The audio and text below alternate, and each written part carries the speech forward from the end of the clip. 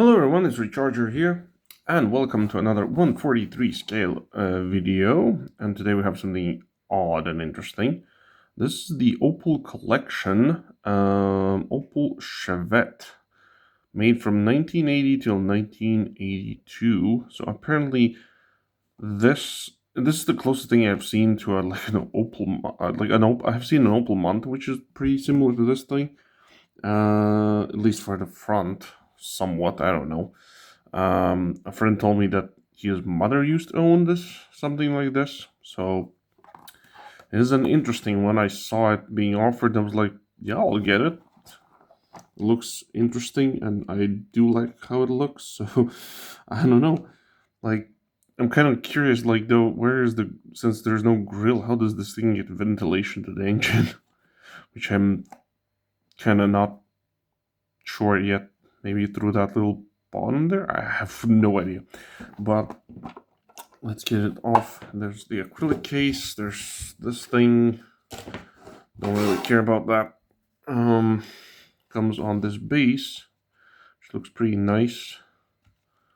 It has this pesky like triangle screw on the base, but luckily I don't have a tool like that. But I have like a flat screwdriver which fits in it somewhat, so I was able to get it off. I was testing it if I can get it off before the video, but now I got it off, so I'm good with that. So the vehicle itself is very tiny. You don't expect some insane details with this one if you're getting these yourself, but they're good enough, at least in my opinion, to have them in the collection. They're like very cheap. They're like around 15 to 20 euros. So I think it is worth it. We have a list. It's weird. Like the back is higher than the front, but it is a roller. So I don't know. Was it like that in real life or not? I have no idea. We do have like lensed front headlights. It says Chevette L there.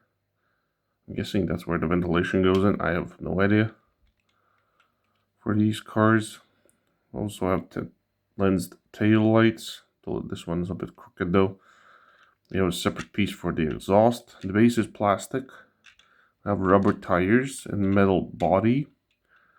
I think for the price, this is very well detailed actually. I have seen some higher end models which don't even have enough details, and I believe this has enough of it. Interesting looking rims. Let's have a roll test. Like, yeah, smooth as butter. Like, no issues whatsoever. Rolls perfectly fine. We also have these very little mirrors.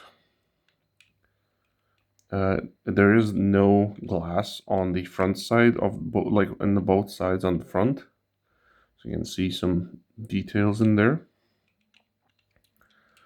But yeah, I think this is a very cool little car.